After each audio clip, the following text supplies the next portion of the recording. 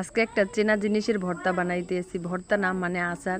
সেই আচারটা সবাই চিনবেন, দেখলে হয়তো কিন্তু খুব স্বাভাবিক, কম মানুষই খায়। এই যে দেখেন, দেখি হয়তো চিনতে পারছেন কিসের আচার। আসসালামু আলাইকুম, সবাই কেমন আছেন? আশা করি সবাই ভালো আছেন।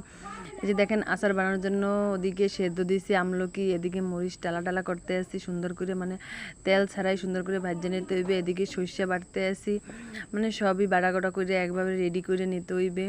সর্ষেটা খুবই মিহিন করে বাটতে হইবে পাটায়, আমরা তো হাতেই পাটায় বাটি সবসময়। এদিকে দেখেন সেদ্ধ করাও হয়ে গেছে, আমলকিটা সুন্দর করে সেদ্ধ করে একটু গরম গরম তো হাতে গরম লাগবে, এজন্য এই যে ডাইল ঘুটুনি দিয়ে একটু ভাঙ্গে ভাঙ্গে নিয়েছি। এদিকে দেখেন এই যে সব রকম আইটেম রেডি, কী কী দিতে হবে আমলকির আচারে। এই যে দেখেন সব রেডি। আমলকি আচার সচরাচর সবাই খায় না, কিন্তু অনেক মজার, আপনারা ট্রাই করে দেখবেন। এই যে দেখেন, এবার চুলার কাছে চলে যাব।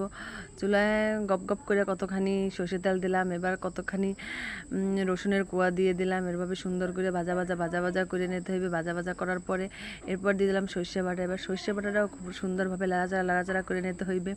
সব কিছু মিক্স করে লাড়াচাড়া করার পর সর্বশেষে দিয়ে দিলাম আমলকি। এই দেখেন, আমলকিটি সুন্দর মতো দিয়ে সুন্দর মতো মাখা জাকা করে লাড়াচাড়া করে নিতে হবে।